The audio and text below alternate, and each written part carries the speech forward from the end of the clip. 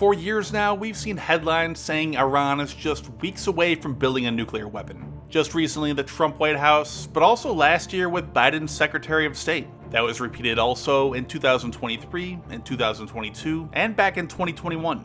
Estimates like this have been going on for well over a decade, like here in 2014 saying just 2 months. Obviously, these estimates have long since come and gone, and nothing, bringing up the old US claiming WMDs and Iraq stories. So is it all just BS? And how long would it take Iran to do so after the recent airstrikes? Now, I know a lot of people have reservations about AI, and trust me, I do as well, but it's not going away. And you can implement it in a way to save you countless time and energy, and all with pretty astonishing quality. Take this video here, completely made with our sponsor today, InVideo, in just a few minutes of a photorealistic fictional tank storage base. If I had tried to create this scene, it would take me many days of 3D modeling, texturing, and animating, and I'd probably still not get it anywhere near this good. And I've been doing 3D modeling for years. With InVideo AI, you don't have to spend time learning traditional video tools with steep learning curves. All you have to do is enter your prompt and click generate. In just a few minutes, you'll have a fully generated video. The air feels charged, as if the ghosts of the past are stirring. And the real cool thing is you can go back and tell it to edit and redo any part you may not like to make the video more serious or even add in your own voice. And you can try InVideo AI for free. Just click the link down in the description. It can save you hundreds of dollars that you'd otherwise spend on editing, animating, and other production costs. So go over and check it out. Again, InVideo AI.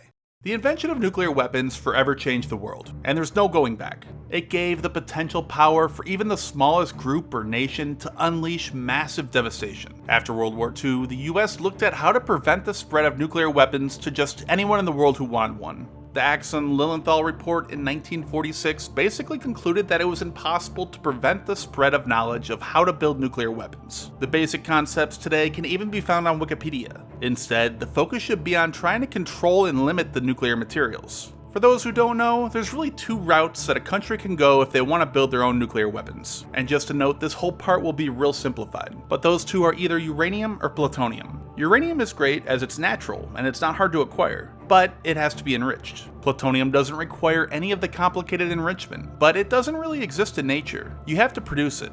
It's been speculated that since the late 90s, Iran and Syria worked somewhat together to develop their own nuclear weapons programs, with Syria going the plutonium route and Iran focusing on enriching uranium. In the early 2000s, Syria began construction of the Al-Kabar nuclear reactor designed to produce plutonium, which Israel then destroyed in an airstrike a few years later. And Iran's secret work on uranium enrichment at Natanz was discovered also in the early 2000s. You've probably heard a bunch of talk about things like uranium enrichment and centrifuges and so on, and it can be hard to know what all this means if you're not familiar with all the details and the science involved. But the basic concepts aren't that complicated. Uranium itself is a pretty common element found nearly everywhere on Earth, just usually in really small amounts. Certain areas have larger concentrations that will be mined. Uranium basically comes in 2 types, 235 and 238. Basically, 235 is the good fissile stuff that you want for nuclear energy or weapons. Uranium-238 is, for our simple purposes here, the bad stuff. The problem is that natural uranium mined out of the ground is almost completely that bad U-238. Less than 1% of it is that good U-235. So you have to remove all that bad stuff, and that's what's known as uranium enrichment.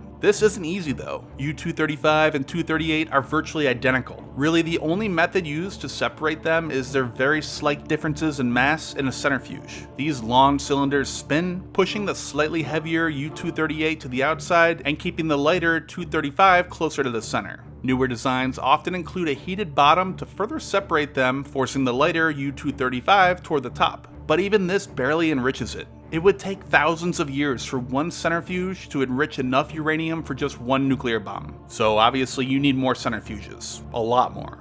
Iran has, or at least had, some 20,000 of them. These are put in rows, called cascades, each one slightly removing a tiny amount of that bad U-238 and then passing the slightly enriched product to the next centrifuge, then so on and so on and so on. Nuclear power plants typically use between 3 and 5% enriched uranium. Again, that means getting that natural uranium up from less than 1% U-235 to 3 to 5%. Now that doesn't sound like much, especially when nuclear bombs require over 90%, but that means you have to remove more than 80% of that bad U-238. Again, nuclear weapons require around 90% enriched uranium, which would mean you have to remove more than 99%. So if you can imagine, we're talking about industry on massive scales here. If you had a perfectly 100% efficient process, which is impossible, but still, to get just enough weapons-grade uranium for a single bomb would require over 9 tons of natural uranium. And commercial uranium ore mined out of the ground is less than 1% natural uranium. So we're talking about roughly 6,000 tons of ore. That would be enough to fill some 2,000 trucks. All that just to get enough weapons-grade uranium for a single bomb, an amount about the size of a shoebox. But assuming Iran can, or at least did, solve all the logistics, now we finally have how long it would take for Iran to build a nuclear bomb.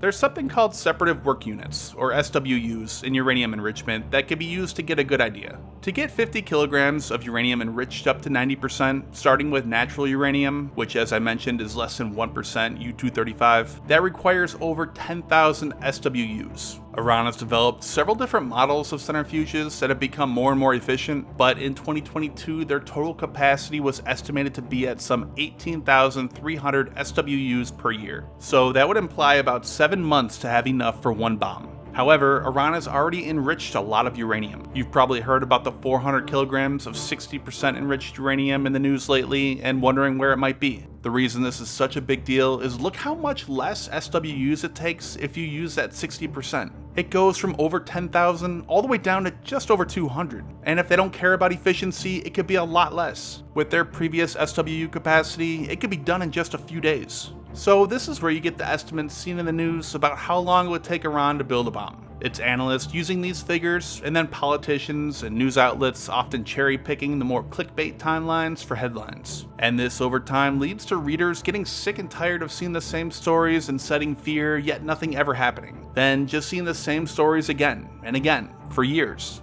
Also, Iran has been careful of how far they enrich uranium to, stopping well short of that 90% needed for weapons grade. And this is to avoid drawing international condemnations and notices by the IAEA, but at the same time, knowing that if they ever decided to, they could quickly and easily get to that 90% in just a matter of days. So when it comes to the matter of stopping, or at least delaying this, in terms of airstrikes last week, there are 2 parts. Their ability to enrich uranium, i.e. the centrifuges, and their existing stockpile. If they still have a stockpile of enriched uranium, again, it wouldn't take much to build new centrifuges if the others were destroyed and quickly get enough for a bomb. It's likely the strikes last week destroyed a large percentage of Iran's centrifuges, but not all of them. Even if they did destroy every last centrifuge at the sites they did attack, there are still others that weren't attacked. For example, a newly built site just south of Natanz inside a mountain. The other thing they've done is tried destroying the factories that built centrifuges. This is something Israel focused on, such as this site here in a suburb of Tehran that was completely destroyed. But then the problem becomes they could just build new factories. They already have the knowledge and experience doing so, which then all leads to Israel eliminating Iranian nuclear scientists, and so on and so on. You could pretty quickly see how preventing Iran from building a nuclear weapon is not simple. Obviously, the other option is diplomacy, which has its own issues. So it's not a matter of ending Iran's ability to build nuclear weapons, but more of a question of whether airstrikes will set them back enough and also be a signal that action will be taken if Iran rebuilds, or if it just made them decide to go for a bomb for protection. Or on the other hand, if diplomacy would help limit and monitor uranium enrichment, or if any concessions given, like sanctions relief, will just allow them time and money to rebuild more entrenched bunkers and develop better and newer methods of delivering a nuclear weapon, like an intercontinental ballistic missile capable of reaching the US. And finally, all this has been just about acquiring the nuclear materials needed. From there, it's a whole other issue to actually constructing a nuclear warhead with it. But going back to the original study in 1946, that knowledge is already well known and cannot be stopped. In 1964, it took China just 3 to 5 weeks to construct and test their first nuclear weapon once they had enough nuclear material. And that time was really just the time it took to convert the uranium in gas form from the centrifuges to metal.